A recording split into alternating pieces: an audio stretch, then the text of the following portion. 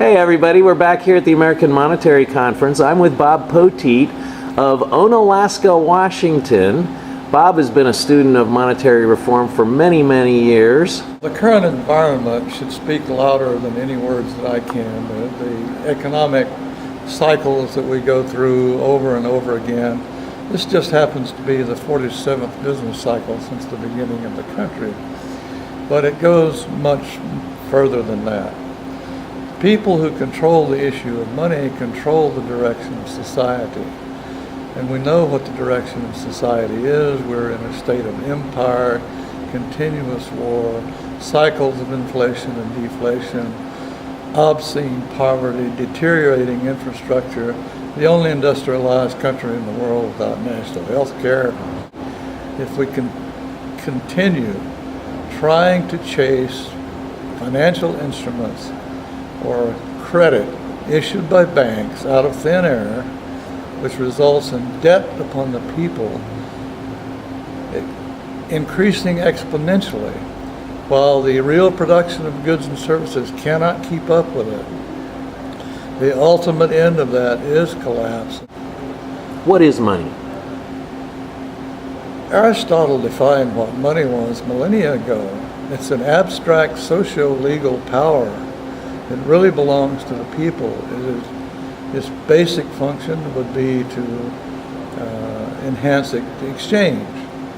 But the way it's being used now is being used as an article of power to control, to dominate. Because the United States, by indebting countries around the world, has expanded the empire. We're militarily overstressed.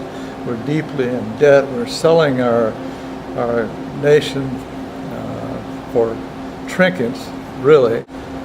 A decent monetary system issued for the public as a public utility. If there's any such thing as a public utility, it should be money issued for the benefit of everyone and not just the super elite.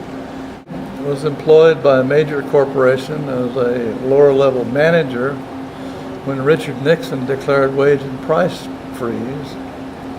And this was such an affront to my, at that time, belief in the laissez-faire capitalist system that I went into a kind of shock. And that was the first thing that triggered me to start questioning. But I did not discover the money trick for another 10 years. And when I found out what the Federal Reserve commercial fractional reserve banking system is, this is the answer to all these problems that we have. This is the reason for it. I was extremely lucky in that I met a female companion who had a degree in international business, economics, and finance, who was as passionate as I was about monetary reform. And so I decided I had to form an alliance with her, hoping she could teach me some things. And that's had been a great part of my support. I didn't really get associated with the Institute until Steve Zarlinga published his book, The Lost Science of Money. And I realized that he and I had a lot in common. I found that Steve had basically the right ideas, everything that I'd come up with, but he had added one thing to it, and that's a very elegant way of changing our credit system to a money system just with a bookkeeping change. Very elegant, very simple.